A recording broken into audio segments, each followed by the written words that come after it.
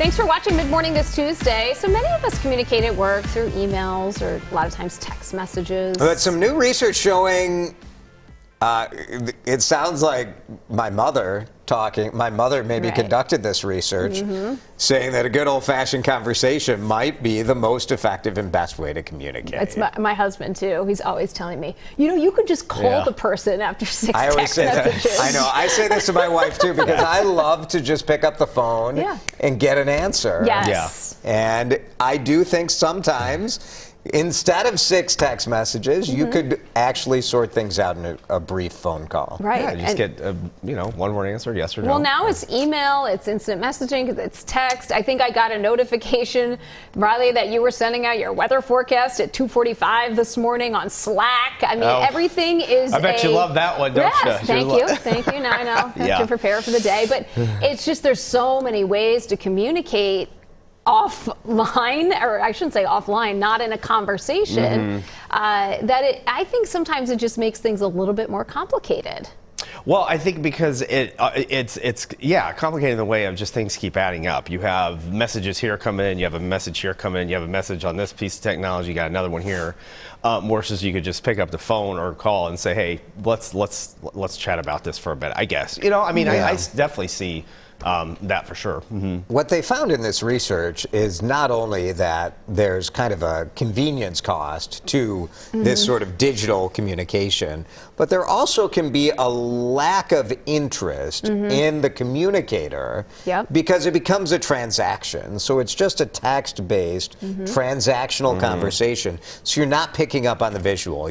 So I think we've all had this happen, right? Where someone is being sarcastic or making a joke, and you read it and you're like, whoa, like that seems harsh. And it's like, well, it was just, if you saw it in real life, you'd be like, oh, that person was kidding. But you can't tell always on an email or a text. Yeah, you don't know or how it's coming from them. No, I will say too, when I set up interviews for a good question to talk to people, I almost always prefer to talk to them over the phone first rather than just set things up over email. And part of that is to just get a sense of if I haven't talked to them before, sort of who they are and what we want to talk about. But part of it also is to explain sort of the importance of, okay, we're going to be here at this time and doing it, and this is what we're going to be talking about. So you sort of elevate, I think, the importance with a phone call so they know, okay, we're kind of taking this more seriously than if we just say, hey, I'll meet you here at 10:45 at so-and-so.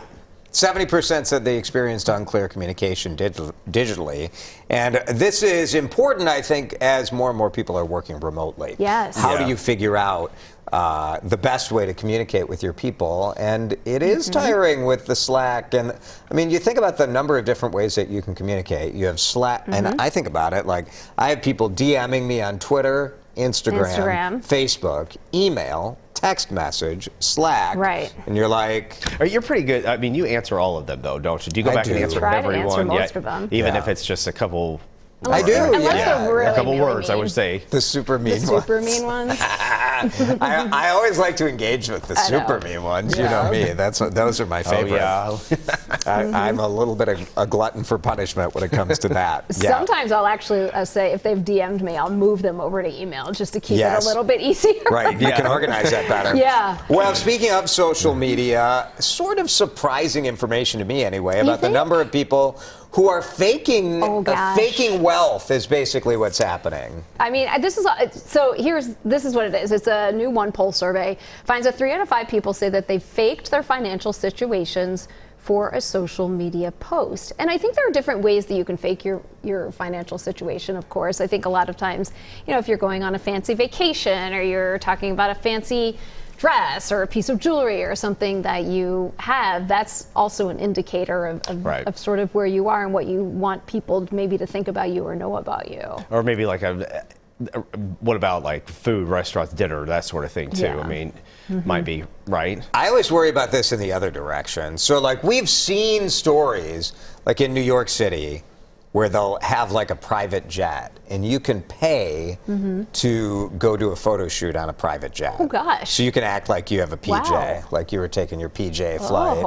Right. So this you feel happens. so guilty, man. How would you word I it? would. Wouldn't you feel like a How would you fraud? word it? You're like taking a flight on my leisurely, my jet. I mean, how would you You say just do it? like a fashion shoot, and you're like casually have the jet in the background. I've never heard about this. Yes, it's like when yes. you go and you test drive your fancy cars, Maseratis, right, but you right. always tell us like, "Hey, this is my test my drive. price I'm on range." the press test drive." Yeah, Yeah. so I think if you wanted to accuse me of anything, it would be the opposite, much honesty. downplaying it, Yes. right? So like, I'll say this, so I'll tell you people, but like sometimes when I go to a sporting event, I'm in a ridiculous seat. Sometimes you're in a suite, or sometimes I've sat courtside. And I will tell you, oftentimes with him. But I don't like to post about that because I think it has the potential to make people feel like they're missing out or they don't or whatever. So I think